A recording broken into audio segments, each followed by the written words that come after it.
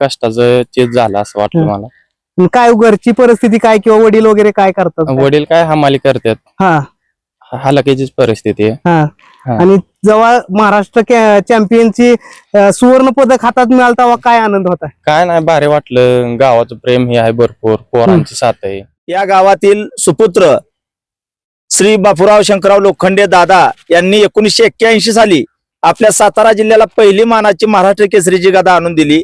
त्यानंतर 2 महाराष्ट्र चॅम्पियन या मातीत घडले.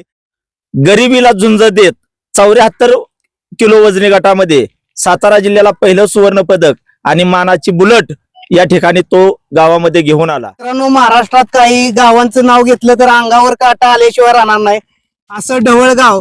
आणि या ढवळगावच्या मातीत आपण बघू शकताय तयारी चालू आहे. लाल मातीचं मैदान बनवायचं काम चालू आहे. आणि आता परवा महाराष्ट्र केसरीची मैदान पार पडलं कुस्त्यांचं, त्यामध्ये सुद्धा महाराष्ट्र चॅम्पियन गोल्ड मेडल या ठिकाणी मिळवून आपले पैलवान आहेत. आपण त्यांच्याशी सुद्धा थोडासा संवाद साधणार आहे.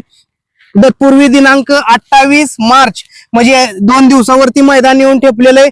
1000 पासून ते लाखापर्यंतची बक्षिसं या कुस्तीच्या मैदानाला आहेत. आणि महाराष्ट्रातील नामवंत पैलवान या आखाड्यामध्ये येऊन कुस्ती खेळणार आहेत.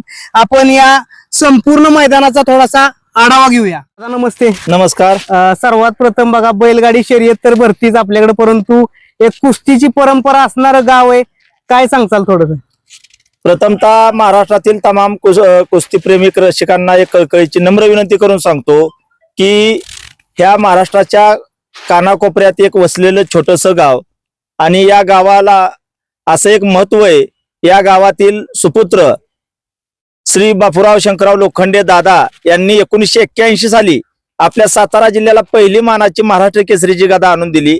त्यानंतर 2 महाराष्ट्र चॅम्पियन या मातीत घडले. आणि चालू गतवर्षी जी आता महाराष्ट्र केसरीच्या कुस्ती स्पर्धा पार पडल्या, या कुस्ती स्पर्धेमध्ये आमचा बाचा पैलवान तेजस मुकुटराव गोपने याने तो आपल्या गरिबीला झुंज देत 74 किलो वजनी गटामध्ये सातारा जिल्ह्याला पहिलं सुवर्ण पदक आणि मानाची बुलट या ठिकाणी तो गावामध्ये घेऊन आला. नक्कीच. त्याचबरोबर आता हे जे मैदानाचं काम चालू आहे, आता आखाडा बनवायचं काम चालू आहे, या कुस्त्याबद्दल थोडस काय सांगताल? जे हनुमान तालीम संघ ढवळ हे जे सर्व आयोजक कमिटी आता आपल्याला दिसते, या सर्व या तरुण मुलांच्या सहकार्यातून हे श्रीरामनवमीचं औचित्य साधून परवा दिवशी 28 मार्च 2026 रोजी या ठिकाणी भव्य दिव्य असा कुस्त्याचा बैलगाडीप्रमाणे जंगी आखाडा या ठिकाणी आयोजित केलेला आहे.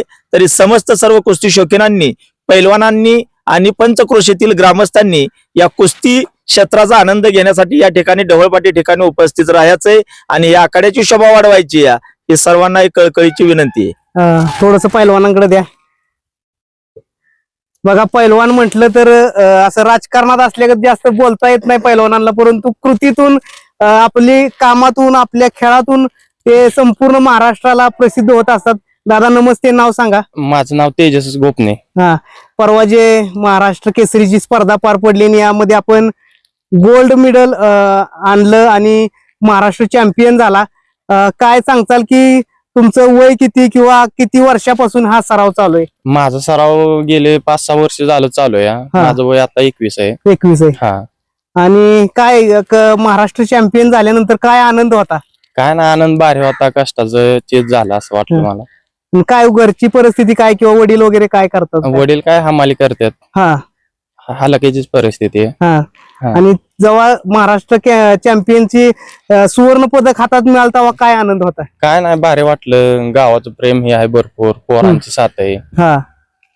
येणारा काळ कसा असेल किंवा येणाऱ्या काळात काय तुमच्याकडून? येणाऱ्या काळात आता मोर आहे 2-4 वर्षांनी महाराष्ट्र केसरी, आता नॅशनल बिशनल खेळणार सगळं. आणि हे आता कुस्तीचं मैदान भरावलं, याच्याविषयी काय सांगचाल? हाय, कुस्ती आता चांगले सगळे टॉपचे राष्ट्रीय आंतरराष्ट्रीय सगळे पैलवान आहेत बघा. सगळे टॉपचे आता चालू सीझनला सगळे जेवढे टॉपला आहेत ना, सगळे पैलवान इथे लढणार आहेत 28 तारखेला. तुमच्या वतीनं काय सांगचाल लोकांना? काय नाही, सगळ्यांना या मैदानाची शोभा वाढवा एवढीच. सगळ्या कुस्त्या खट्ट आहेत.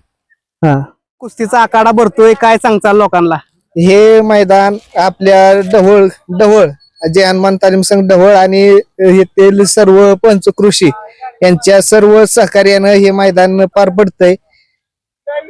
त्याचबरोबर मैदानाचा आखाडा बनवायचं काम आता चालू आहे. अंतिम टप्प्यात काम आलेलं आहे. उद्या सर्व व्यवस्था होईल. परवा दिवशी आपलं मैदान एकदम चांगले आणि पारदर्शक अशा कुस्त्या या ठिकाणी पारदर्शक आणि काटा कुस्त्या आहेत सगळ्या. काटा कुस्त्या.